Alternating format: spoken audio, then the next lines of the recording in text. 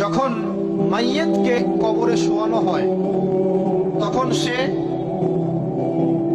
তাকে দাফন করে যাওয়া ব্যক্তিদের হাঁটার খসখস আওয়াজ শুনতে পায়।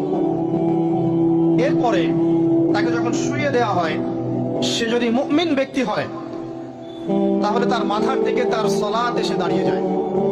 দুনিয়াতে আপনি যে নামাজগুলো পড়েছেন, আমি যে নামাজগুলো পড়ছি, এগুলো মাথার দিকে দাঁড়িয়ে যায়। ডান দিকে চলে আসে তার সওম মানে কি? রোজা। বাম দিকে চলে আসে যাকাত। তারপরে পায়ের দিকে চলে আসবে তার আত্মীয়তার সম্পর্ক রক্ষার ইবাদত, তার এই যে অন্যান্য দান সদকা, তার নফল আমল, তার তাসবিহ তাহলিল, তার কোরআন তেলাওয়াত ইত্যাদি পায়ের দিকে চলে আসবে। এখানে একটা হাদিস এসেছে, সূরাতুল মুলক যে ব্যক্তি রাতের বেলা তেলাওয়াত করবে, কোন সূরা ভাই? তাবারাকাল্লাযী বিয়াদিহিল মুলক ওয়া হুয়া আলা কুল্লি শাইইন কাদির। এই সূরা যে ব্যক্তি রাতের বেলা করে তেলাওয়াত করবে, ইনশাআল্লাহ সূরা মুলক কবরে তার সাথে থাকবে এবং কবর আযাব থেকে সূরা মুলক তাকে বাঁচাবে ইনশাআল্লাহ। আমি বুঝাচ্ছি যে কি অবস্থাটা হবে। এবার দুজন ফেরেশতা মাথার দিক থেকে আসবেন, আসতে চাইবেন, সালাত বলবে এখান দিয়ে আসা যাবে না, এদিক দিয়ে আসা যাবে না। ডান দিক দিয়ে আসতে চাইবেন, এদিক দিয়ে আসা যাবে না। বাম দিক দিয়ে আসতে চাইবেন, যাকাত বলবে এদিক দিয়ে আসা যাবে না। পায়ের দিক দিয়ে আসতে চাইবেন, আমলগুলো বলবে এদিক দিয়ে আসা যাবে না। তারপরেও তারা আসবেন, চোখগুলো হবে নীল এবং কালো বর্ণে, নীলাভ চোখের, কালো। মুনকার নাকি? উঠে বসিয়ে দেওয়া হবে। এবার তিনটা প্রশ্ন। প্রথমে প্রশ্ন হচ্ছে কি, মান রব, তোমার রবকে? তখন মুমিন বান্দা বুক ফুলিয়ে বলবে রব্বি আল্লাহ, আমার রবকে আল্লাহ। পৃথিবীতে যে ব্যক্তি আল্লাহর সাথে শিরক করে নাই, আল্লাহ তাওহীদের উপর থেকেছে এবং তার উপরে মৃত্যুবরণ করেছে, ইনশাআল্লাহ সে ব্যক্তি এর উত্তর নির্দ্বিধায় দিতে পারবে। আর দুনিয়াতে যে বা যারাই আল্লাহর সাথে শিরক করবে, আল্লাহর সাথে শিরকের পাবে লিপ্ত হবে, ওই অবস্থায় মারা যাবে, তাওহীদের উপর থাকবে না, কোশ্চিন কালেও মান রব্বুক উত্তর দিতে পারবে। তারপরে প্রশ্ন হয়ে যাবে মা দীনুক, তোমার দিন কি ছিল? মুমিন বান্দা উত্তর দিবে কি? দিন ইয়াল ইসলাম, আমার দিন ছিল ইসলাম। এখানে শুনে রাখেন, পৃথিবীতে যারা ইসলামকে পরিপূর্ণরূপে পালন করবে তারাই এই উত্তর দিতে পারবে ইনশাআল্লাহ। যারা ইসলামকে ঠাট্টা বিদ্রুপের হাসি তামাশার পাত্র বানিয়েছে, মন চাইলে কিছু করি, মন চাইলে কিছু করি না, সহজ করে একটা আমল করি, বাকি কিছুর আমল ধারি না, হ্যাঁ, নামাজ পড়ি, সুদ ছাড়তে পারি না, ঠিক আছে, বছর বছর ওমরা করি, এদিকে ঘুষ দুর্নীতি ছাড়তে পারি না, ইসলামকে ঠাট্টা তামাশার পাত্র বানিয়েছে, এরা কোশ্চিন কালে উত্তর দিতে পারবে না মা দীনুক। দিনে পরিপূর্ণ পরিপূর্ণরূপে ইসলামে প্রবেশ করতে বলেছেন আল্লাহ রাব্বুল আলামিন। যারা পরিপূর্ণরূপে ইসলামে প্রবেশ করবে এবং ইসলামের প্রতিটা মৌলিক বিধান মেনে চলবে, ইনশাআল্লাহ তারা এর উত্তর দিতে পারবে। এরপরে আসবে তৃতীয় প্রশ্ন। নবী সাল্লাল্লাহু আলাইহি ওয়াসাল্লামকে দেখানো হবে। যখন দেখানো হবে তখন সূর্য যখন ডুবে যায়, যে দৃশ্যটা আমরা দেখতে পারি না, ওই দৃশ্যটা ভেসে উঠবে এবং মুমিন বান্দা অস্থির হয়ে যাবে, বলবে আমাকে ছেড়ে দাও, আমি নামাজ পড়বো। সুবহানাল্লাহ। তার কারণ তার কাছে মনে হবে যে আসরের ওয়াক্ত হয়ে গেছে, আসরের ওয়াক্ত হয়ে গেছে, আসরের ওয়াক্ত চলে যাচ্ছে, আমাকে নামাজ পড়তে হবে। চিন্তা করেছেন?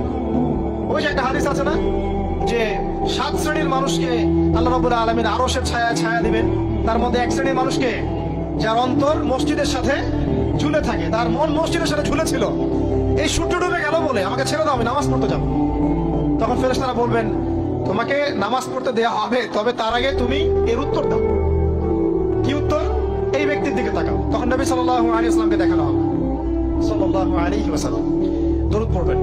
বলা হবে যে এই ব্যক্তির সম্পর্কে তোমার কি ধারণা? মান হাযা রাজুল বুইসা ফিকুম, এই ব্যক্তি কে, যাকে তোমাদের কাছে পাঠানো হয়েছিল? মুমিন ব্যক্তি নির্দ্বিধায় বলে দিবে যে তিনি হচ্ছেন আমার নবী মুহাম্মদুর রাসূলুল্লাহ সাল্লাল্লাহু আলাইহি ওয়াসাল্লাম। দেখুন, পৃথিবীতে যে বা যারাই নবী সাল্লাল্লাহু আলাইহি ওয়াসাল্লামের সুন্নতের উপর আমল করবে, ইনশাআল্লাহ সে তার উত্তর দিতে পারবে।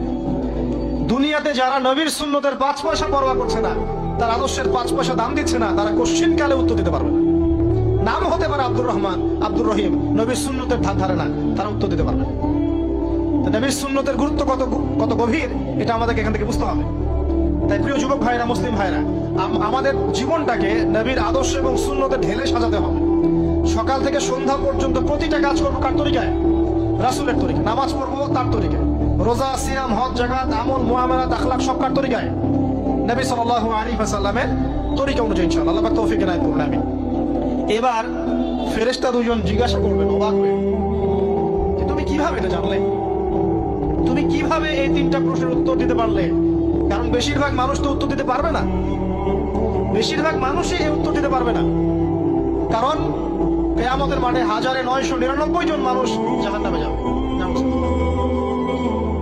তো এটা কঠিন পরীক্ষা। আল্লাহ রাসূল সাল্লাল্লাহু আলাইহি ওয়াসাল্লাম বলেছেন যে নিশ্চয়ই তোমাদেরকে এখানে পরীক্ষায় ফেলা হবে, আর তোমরা যদি এই পরীক্ষা জেনে তোমাদের মৃতদেরকে দাফন করা থেকে বিরত না থাকতে, তাহলে আমি তোমাদেরকে শুনিয়ে দিতাম কবরে কেমন পরীক্ষা হয়। মানে যদি আমরা শুনতে পারতাম যে কবরে কেমন পরীক্ষা হয়, আমরা ভয়ে আমাদের মৃতদেরকে দাফন পর্যন্ত করতাম না। এটা নবীজি বলছেন সাল্লাল্লাহু আলাইহি ওয়াসাল্লাম। তাকে জিজ্ঞাসা করা হবে যে তুমি কিভাবে জানলে এটা? বেশিরভাগ মানুষ তো পারে না উত্তর দিতে। তখন সেই ব্যক্তি বলে বসবে, সেই ব্যক্তি বলবে যে ক্বরাআতু কিতাব আল্লাহ, আমি আল্লাহর কিতাব এই কোরআন পড়েছি। মুমিন বলবে আমি আল্লাহর কোরআন পড়েছি, ফাআমানতু বিহি, আমি এর উপর ঈমান এনেছিলাম, ওয়া সাদ্দাকতু, এবং সত্যায়ন করেছিলাম।